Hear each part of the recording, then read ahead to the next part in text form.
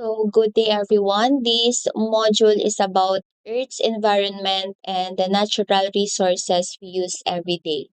And ang focus ng module na to ay kung paano gumagana yung planet natin and paano tayo umaasa sa environment. And makikita natin dito na yung Earth ay parang shared home ng lahat ng living things like yung plants, animals, and even humans.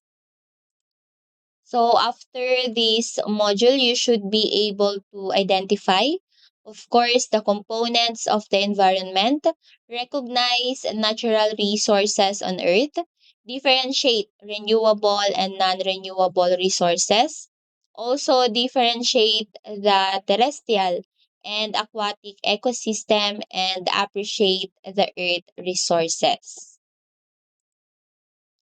Okay, what makes the Earth habitable?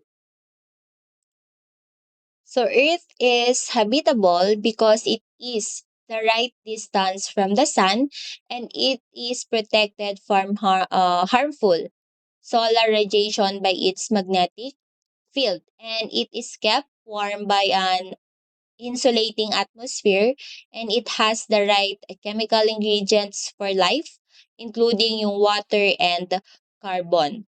So kung wala yung mga yan, like yung water, yung air, the right temperature, mga living things, hindi mabubuhay yung human and animals and pati yung mga crop. So, iba yung Earth sa ibang planets dahil nga yung Earth may complete conditions for life. Kaya sinasabing habitable. Okay, and the word environment comes from the French word environ, meaning surrounding. And ang environment ay lahat ng nakikita natin sa paligid. So, papasok dyan yung living things and non-living things. And may four interconnected system ang natural environment.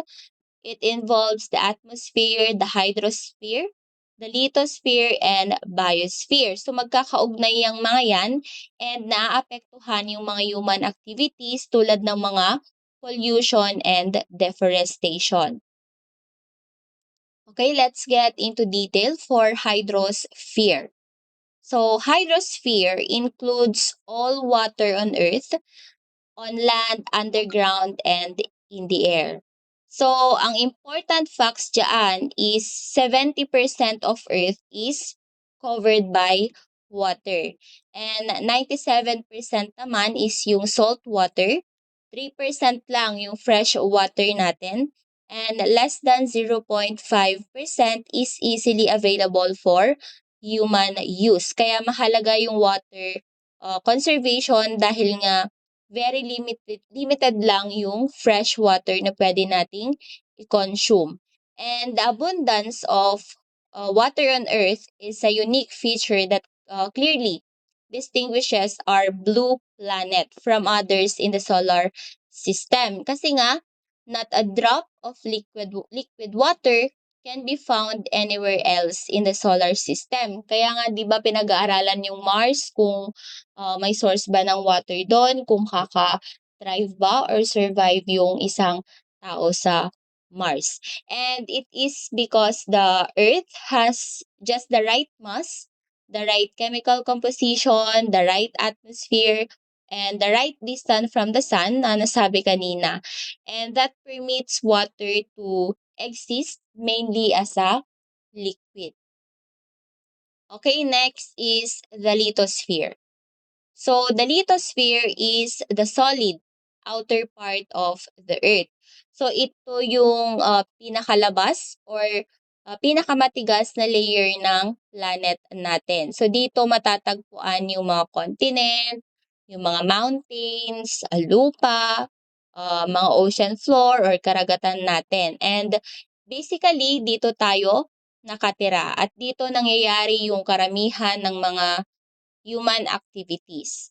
So ano nga ba yung importance ng lithosphere? So the lithosphere support plants, animals, and humans. So dito tumutubo yung mga halaman, dito tayo nagtatayo ng bahay natin, nagtatayo ng iba't ibang infrastructure or mga farmlands. And also, it provides natural resources like yung mga minerals natin, soil, yung mga fuels like yung mga coal, yung mga oil and natural gas. And kapag nasira yung lithosphere, halimbawa, yung pagmimina without control, it leads to soil erosion. So, naaapektuhan yung buhay ng tao and hayop.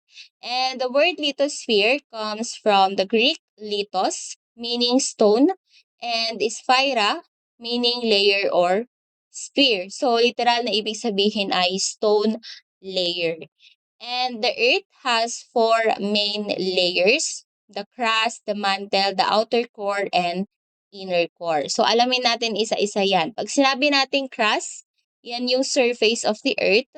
So, pinakamataas or ito yung pinaka-nipis na layer. So, dito tayo nakatira. And pag mantle naman, matatagpuan yan sa ilalim ng crust. So, dyan mas mainit or mas makapal kaysa dun sa crust. And pag outer core na, liquid na dyan. So, made mostly of iron or nickel. And sa inner core, solid naman dyan. And dyan na yung pinakamainit or pinakasentro ng Earth. So, as you can see sa structure of the Earth or the layers of the lithosphere. Okay, here is the lithosphere and other layers. So, it is made up of, sinabi natin kanina, the crust and the upper most part of the mantle.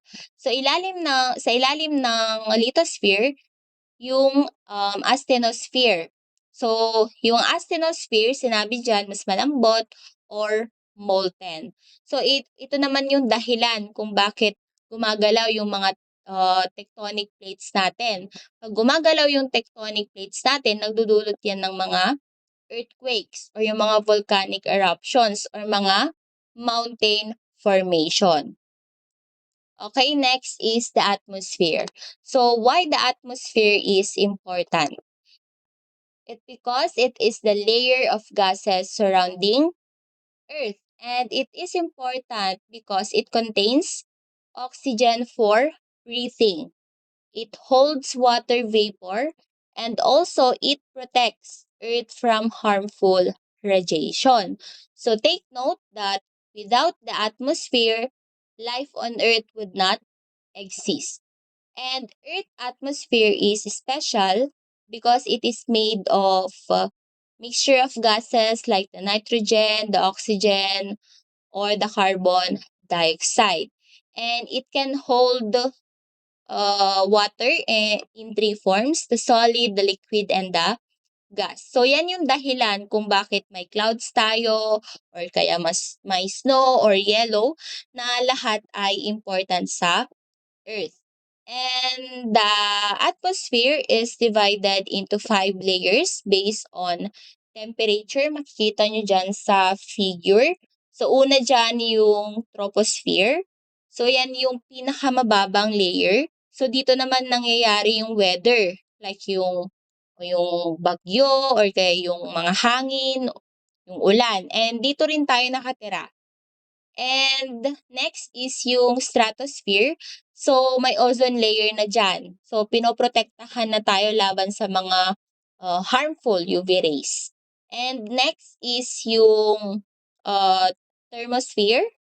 So, dyan, napakainit na dyan. Ay, sorry, mesosphere muna. So, dyan, nasusunog na yung meteors bago tumama dun sa Earth. And next is yung thermosphere. So, sinabi ko kanina, sobrang init na dyan. So, dito natin makikita yung aurora or yung ilang satellites. And yung exosphere naman, yan yung pinakamataas na layer. So, transition area papuntang outer space. Okay, dito naman yung evolution ng Earth atmosphere. So, the Earth atmosphere did not form instantly. So the early atmosphere was very different from today's atmosphere. Kasi nga noon, hindi pa breathable yung hangin para sa tao. And it began forming about 5 million years ago. And the early major gases were the hydrogen and the helium. And yung gases na yan ay very light. Kaya nakawala sila sa outer space dahil nga mahina pa yung gravity ng Earth noon. And yung other early gases natin, so there were also small amounts of methane and ammonia. So, however, yung gases na yan, yung methane and ammonia, were not suitable for life as we know it today. And ano nga ba yung role ng volcanic activity? So as the Earth became more active, the volcanic eruptions release heavier gases, and this process is called outgassing. And pag outgassing, nag-a-add yan ng mga important gases such as yung mga water vapor, mga carbon dioxide, and nitrogen. So, ito ang nagsisimulang bumuo ng mas stable na atmosphere. So over time, the Earth cooled down, nag-condense na yung water vapor, and this led to the formation of clouds, the oceans, and the seas. So dito na nagsisimula yung water cycle sa na important sa life natin. And changes in gas composition, yung carbon dioxide dissolve in oceans and nag-form as limestone. And yung nitrogen ngayon became the most abundant gas, and oxygen was not free at first. Hindi daw free yung oxygen nung una. But later on, the oxygen levels increase slowly, mainly because of early life forms like yung mga algae. And this made complex life possible. Okay, bakit nga ba daw yung oxygen became abundant? So, alam naman natin na sunlight provide energy that helps split water into hydrogen and oxygen. Kaya nga H2O yung water. And ang hydrogen is being very light and escape into space. Yung oxygen naman is naiwan sa atmosphere. So ano ngayon yung role ng photosynthesis? So over time, photosynthesis increase and the plants use carbon dioxide and water, and they release oxygen as a byproduct. So dahil dito, unti-unting dumami yung oxygen sa atmosphere, and oxygen levels rose under hundreds of million of years ago. So making Earth suitable for animals and humans. Kaya naging habitable daw yung Earth. And this process allowed early human species to exist about 4.5 million years ago. And ano nga ba yung current composition of the atmosphere?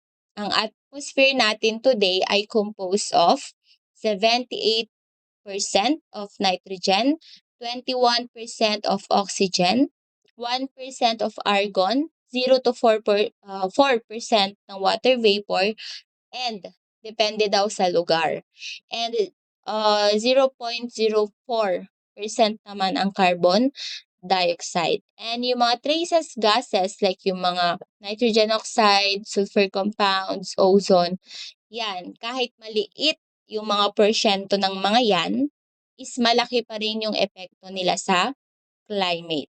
So ano nga ba yung importance ng major atmospheric gases like yung mga oxygen? Kasi nga 'di ba yung oxygen needed for respiration and essential for humans and animals. While yung carbon dioxide, kailangan na kailangan yan sa photosynthesis and plants cannot survive without it. While yung nitrogen, importante yan sa proteins and essential for growth and life processes. While in water vapor, Most important yan sa greenhouse gas and tinutulungan niya na ma-regulate yung Earth's temperature. Okay? So, water vapor in the air, like the humid air, may contain up to 5% water vapor, and very dry may contain almost none. Kaya ito yung dahilan kung bakit iba-iba yung klima natin or yung weather natin sa bawat lugar.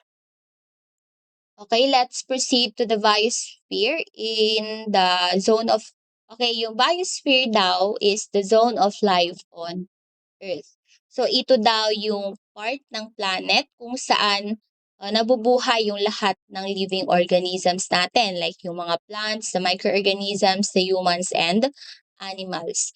So hindi ito isang hiwalay na layer lang, kundi pinagsamang bahagi ng tatlong Earth system. So, how the biosphere was formed? So, na-establish daw yan through the interaction of lithosphere, hydrosphere, and atmosphere. So, pag sinabi nating lithosphere, ito yung land, hydrosphere, water, and atmosphere is the air. And ang tatlong yan is nagtutulungan para makabuo or makasuporta ng life. And kung wala yan, kahit isa sa kanila, hindi possible yung life ng mga living organisms. And the biosphere includes the life on land, the life in water, life in the air. And a biosphere as an energy using zone. And also, it is described as an energy diverting skin of the earth. So, ano nga bang ibig sabihin? So, gumagamit daw ito ng energy from the sun, ginagamit yung matter from earth like yung mga water, air, soil. So, para makagawa ng living substances tulad ng food and tissues, o sige, for instance, halimbawa, yung plants gumagamit ng sunlight, 'di ba? Ng water and carbon dioxide para makagawa ng food. And yung animals naman, kinakain niya yung plants or animals para makakuha ng energy.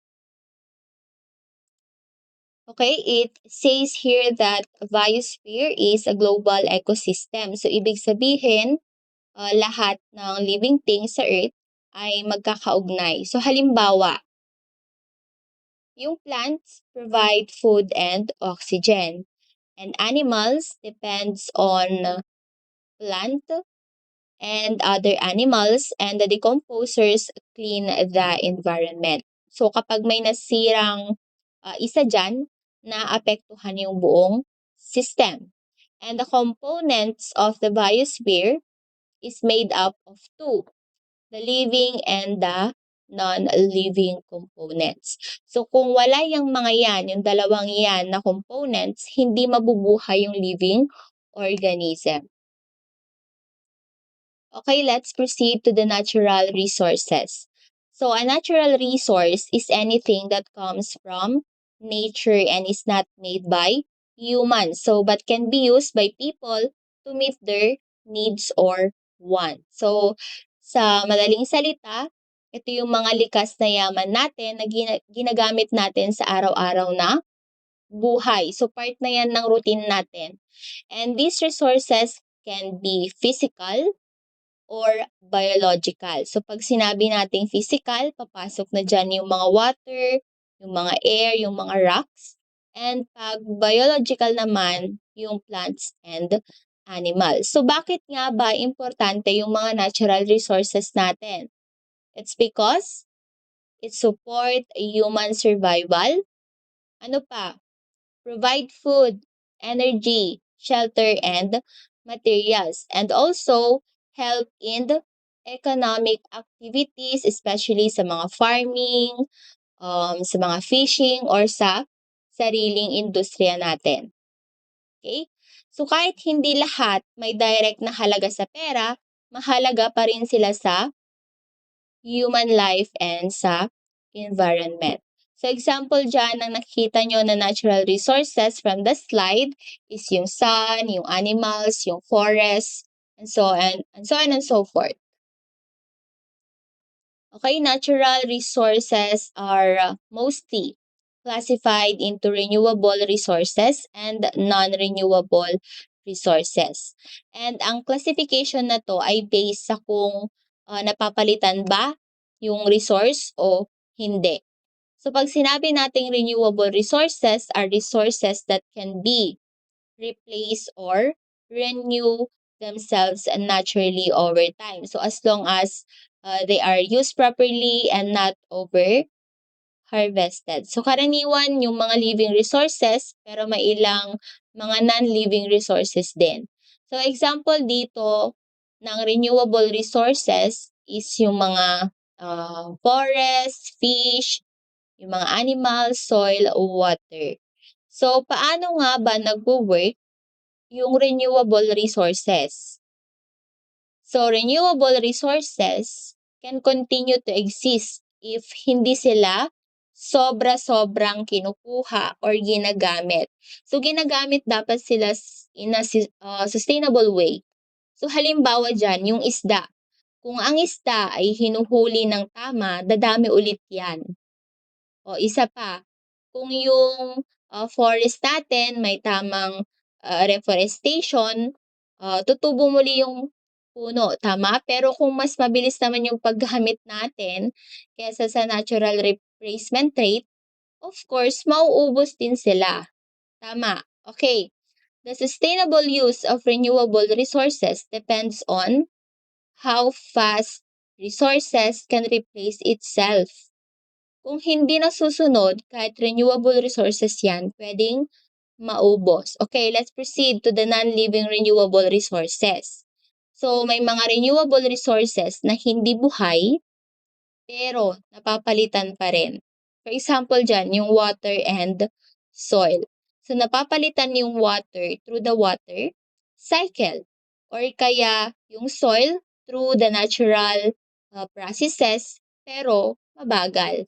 Kaya kahit renewable yan, kailangan pa rin natin pangalagaan.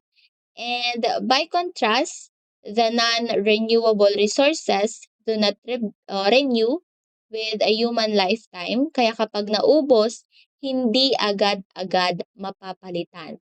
So example dyan, yung mga oil, kaya yung coal, yung mga natural gas natin, and yung mga minerals. Okay, yan. Another example yan ng mga renewable resources.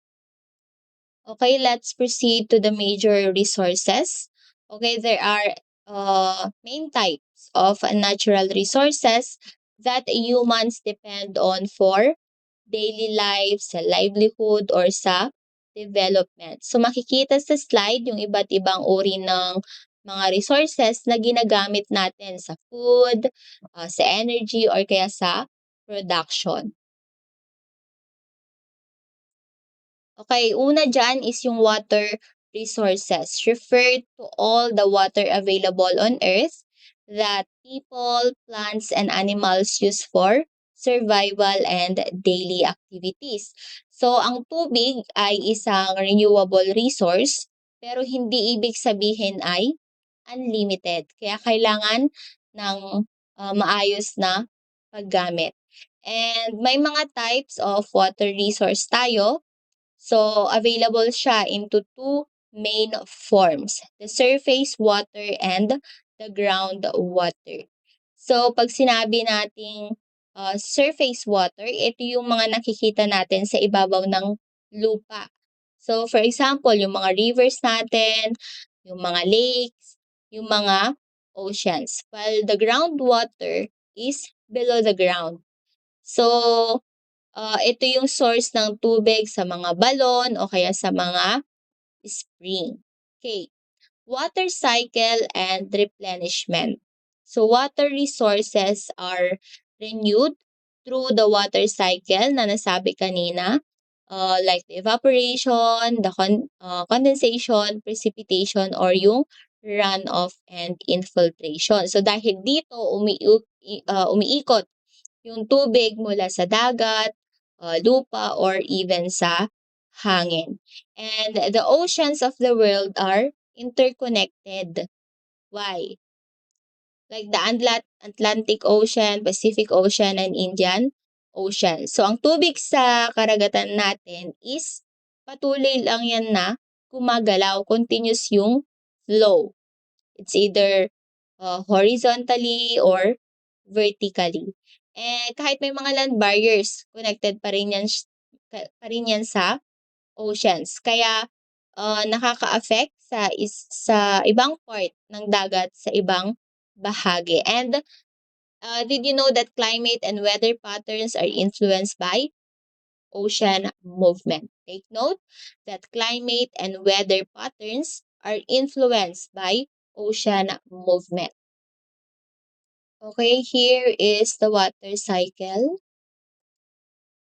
So, the Earth's supply of water is stable. So, hindi yan nadadagdagan or nababawasan ang total na tubig sa Earth. So, paikot-ikot lang yan. And ginagamit natin yan paulit-ulit. So, ano nga ba yung role ng sun?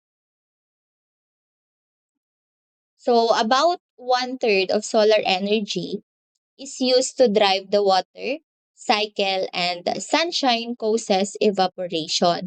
And ano nga ba yung nangyayari pag evaporation? So, water from oceans, lakes, or river turns into water vapor. And water also evaporates from sa moist soil or sa living organisms. And in terms of condensation and cloud formation, water vapor rises into the atmosphere. It cools down and form clouds. And yung clouds naman move by wind across the earth. So ito yung dahilan kung bakit yung ulan is pwedeng bumagsak sa ibang lugar, hindi lang kung saan nag-evaporate yung tubig.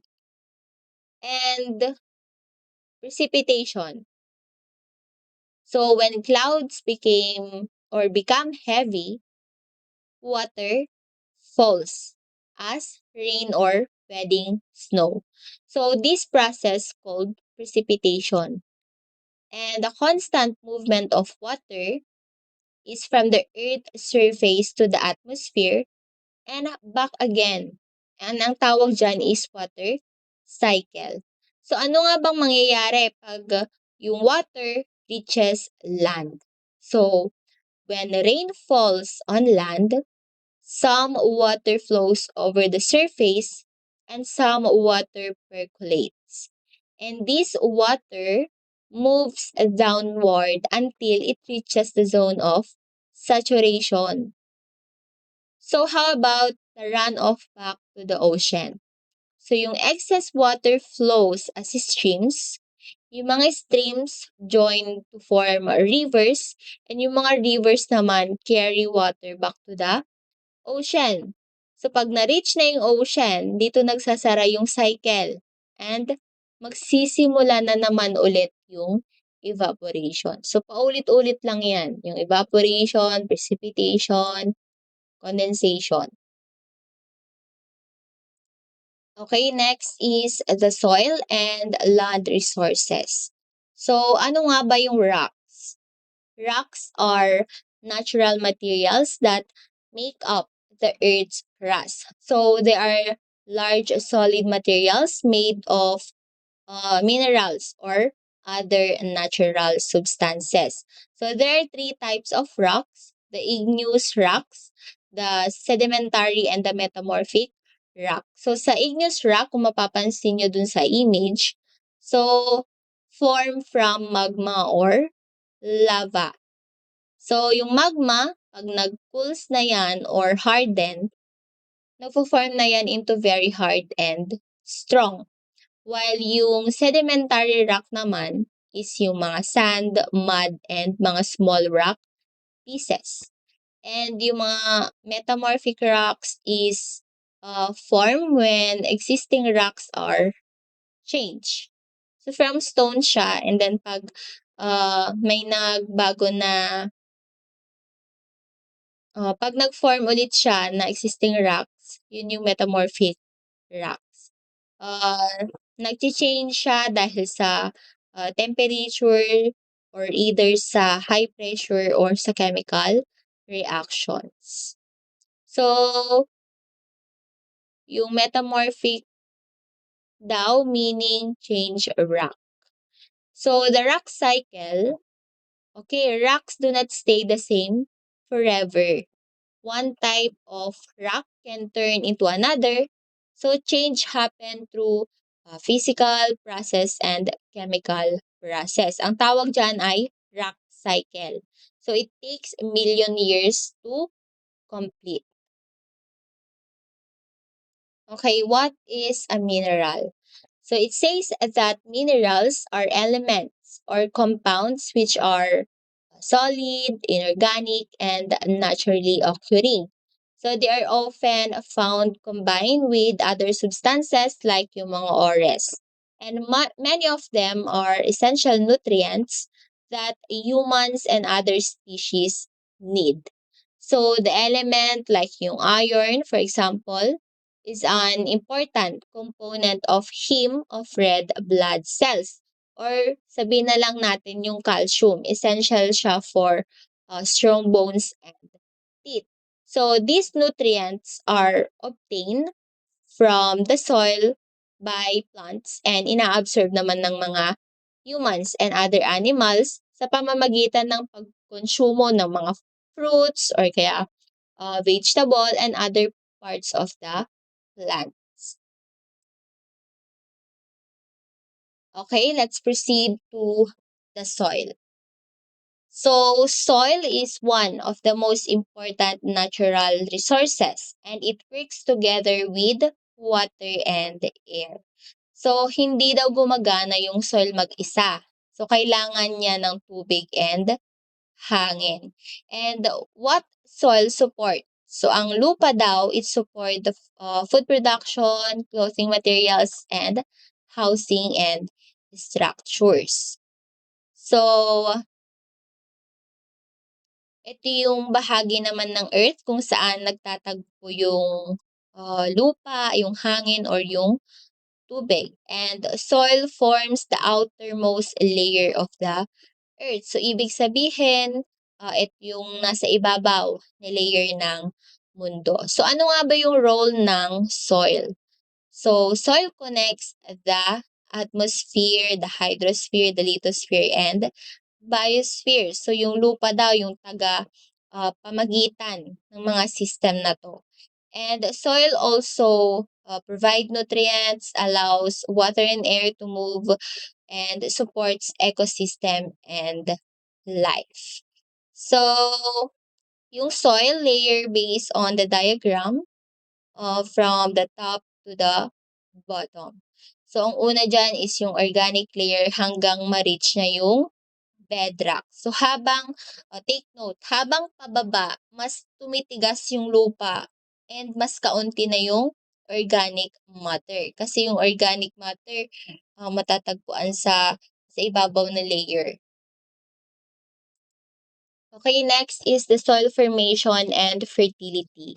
So, soil formation means how soil is created over time. So, ang lupa ay nabubuo through the weathered rocks, sediments, and decaying organic matter. So, pag sinabi nating weathered rocks, ito yung mga bato na unti-unting nababasag. While the sediments is ito yung maliliit na piraso ng lupa or stone. And decaying organic matter, ito yung mga nabubulok na halaman or hayop. And this process takes hundred of thousand of years. So, ibig sabihin, matagal mabuo yung lupa, kaya mahalaga itong alagaan. And soil fertility refers to how good the soil is for plant growth. Ang fertility ng lupa ay nakadepende ngayon sa mineral nutrients, sa air and water content sa lupa. So ano nga ba yung mga key nutrients na yan? So diyan papasok yung nitrogen for plant growth, phosphorus for roots and energy, and sa potassium naman ay for plant strength. So yung soil type daw affects what plants and animals can live there. So iba-iba yung kayang suportahan ng bawat uri ng lupa. Okay, next is the land. So, land has many meanings. So, ang land ay maaaring solid surface of the earth or kaya property na pwedeng ariin or isang bansa o territory. So, land as a resource means it is useful to people. It is considered as a natural resource, economic good, a property, or territory.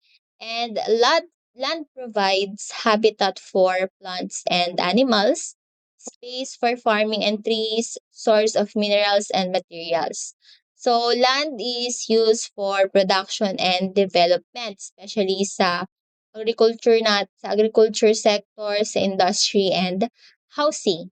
And the value of land depends on the location, the fertility, and available resources. Take note that land is hindi siya nagdi-decrease, palagi yan nag-a-upgrade ng price.